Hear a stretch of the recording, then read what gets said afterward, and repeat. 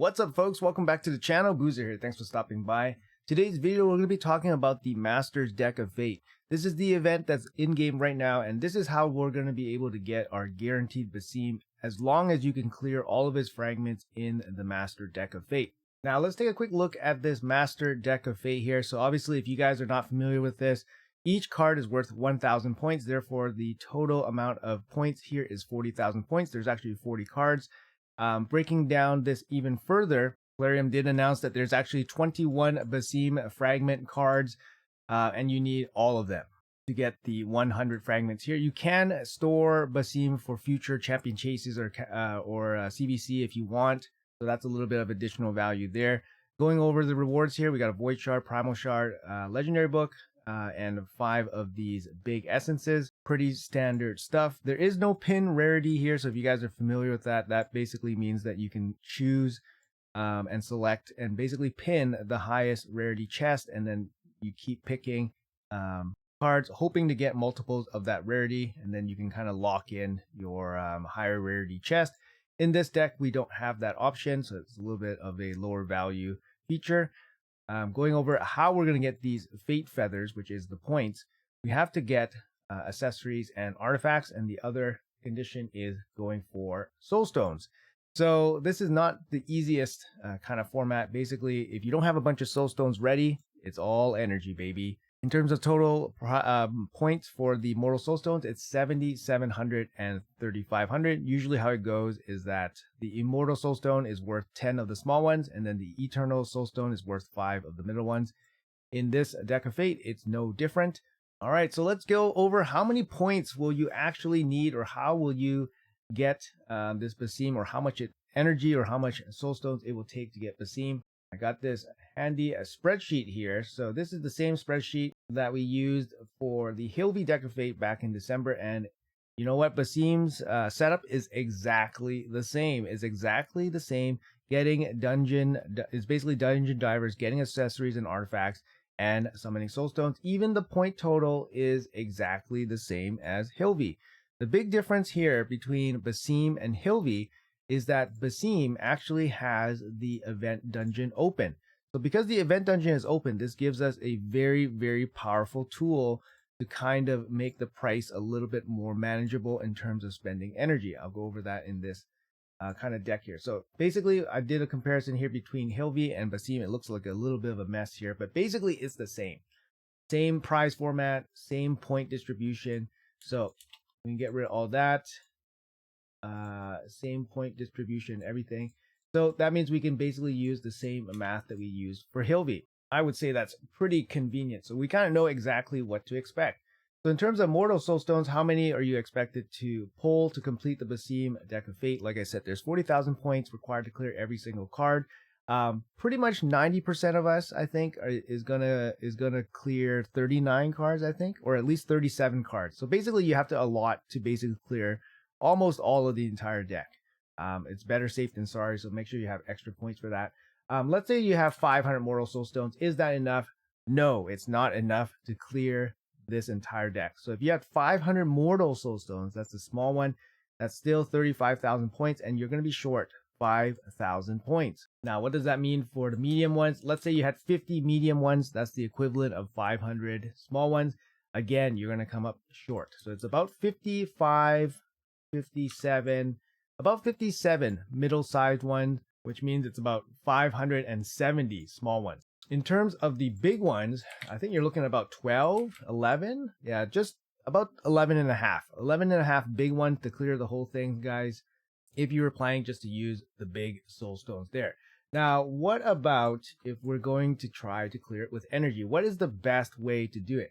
I did mention that the event dungeon is open during Basim's, basically the Assassin's Creed collab, and basically during the Basim Deck of Fate, the event dungeon is open, and it's a big tool. It's a big advantage here compared to the Hilvy Deck of Fate. So basically, the event dungeon level 3 is the most efficient way of getting points per energy in this type of event. You're looking at 1.24 points per energy in event dungeon level 3, not any other dungeon, just the event one. Keep that in mind, guys. Don't mess that up. Also, don't mess it up doing event level 3 for tournament. So the Augustine tournament that's going to be live in a couple hours here is not going to be efficiently done by doing level 3. So keep that in mind. So if you're thinking about double dipping in the tournament, the event tournament, and Basim's Deck of Fate, doing level 3 will not get you a lot of tournament points, but it's going to get you a lot of Basim deck points. Okay, so how much energy are we actually looking to spend here to clear it if we're going to be using all energy on level 3? Let's say we spend 30,000. Is that enough? No, it's not. 30,000 energy gives you 37,000 points. Keep in mind the event's over 4 days, so we do have some time to kind of space it out a little bit. But you're looking at about what, 32? Yeah, just a bit over 32,000 energy fully spent on event level 3 to clear this as efficiently as possible in terms of energy cost. Now, obviously, there is a drawback to doing just level 3. Basically, you're not getting any gear, and that's just going to be all silver spent in this dungeon, right? So it's or silver gotten from this dungeon. So it's a big drawback because you're spending so much energy, you're not getting any gear out of it. Yeah, it's tough. It's about 10,000 gems required if you're going to use it strictly on energy, strictly on dungeon level 3. So about 9850 in terms of gems. Let's do another scenario here. Let's say you wanted to double dip. Let's say we have the Pontiff event tournament, which is happening in a couple hours, like I said, and it is running together with the Master Deck of Fate. So it's a good opportunity to kind of double dip, right? You want to get points for both. What is the best mix? In my opinion, the best mix here is going to be either level 20, or if you're an end game player and you don't mind spending a little bit more energy, you're going to be doing level hard 10. Hard 10 gives you the best quality gear, the highest drop rate for gear. Now, 20 is really good because it gives you a really good mix of quality and points. And level 20 also gives you good points towards the Augustine event tournament as well. So I think level 20 is a true like double dip where you can get good points for the deck and good points for the tournament. So let's say, you're spending 40,000 energy. 40,000 energy, you're still shy a little bit. So it's going to be a little bit more than 40,000. Let's say you're spending 43. So it's like 42, just about 43,000 energy, 43,000 point energy. Yeah, energy.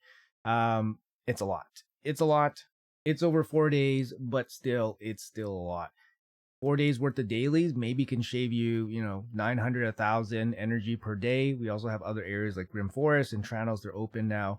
Doom Tower, you can get some extra energy there. We do have, Clan Shop reset, get a little bit of energy there.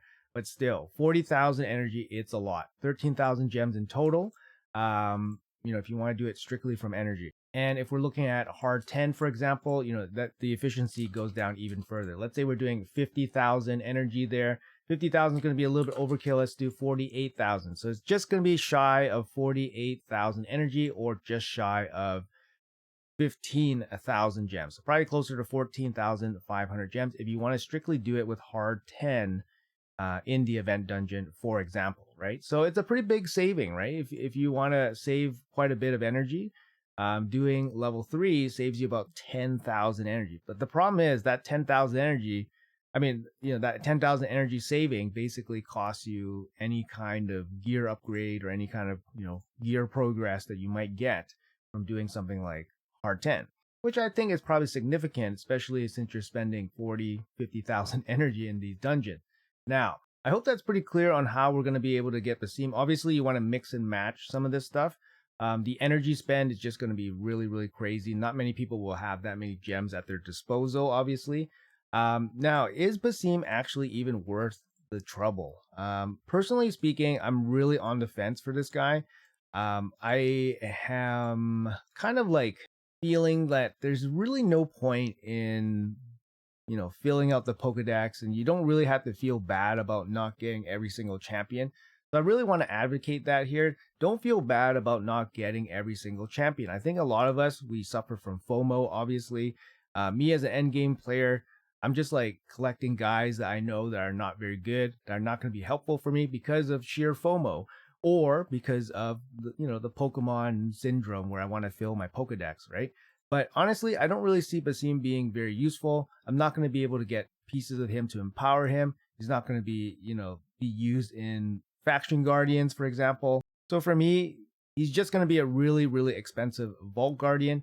I don't really like pulling soul stones as well, outside of boosted events if I can help it, because these are some of the best ways to, power boost some of your champions. And since I have some mythicals that I want to get souls for nowadays, I want to have the best chance at getting, the mythicals, some higher rank blessings for some of those more key important champions. So every small percentage point on the boost for these are very, very important for me. And although I do have plenty of gems to try to clear this deck of fate for Basim, I really don't feel it. I'm not feeling it. I'm not feeling it for this guy.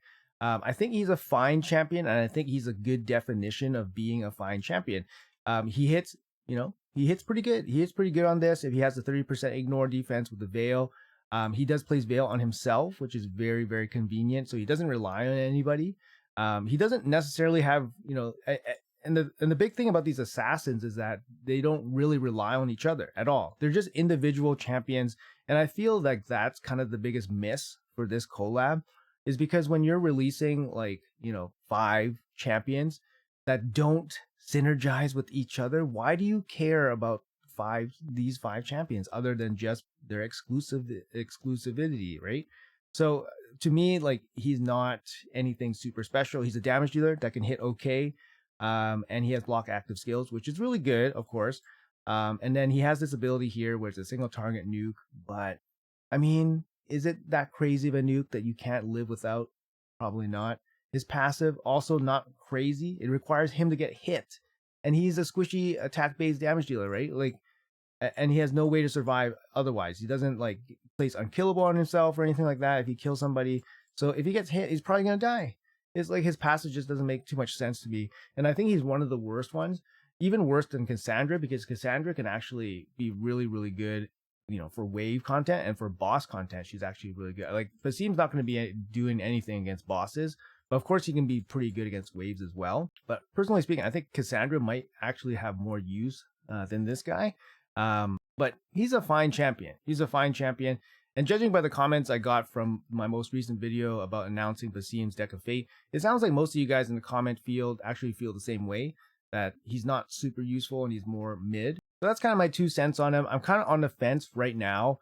I'm, obviously still doing some of the dungeons. I'm still doing the fusion and stuff. So I'm trying to clear the existing Fire Knight tournament that's happening. So I'm getting some points here.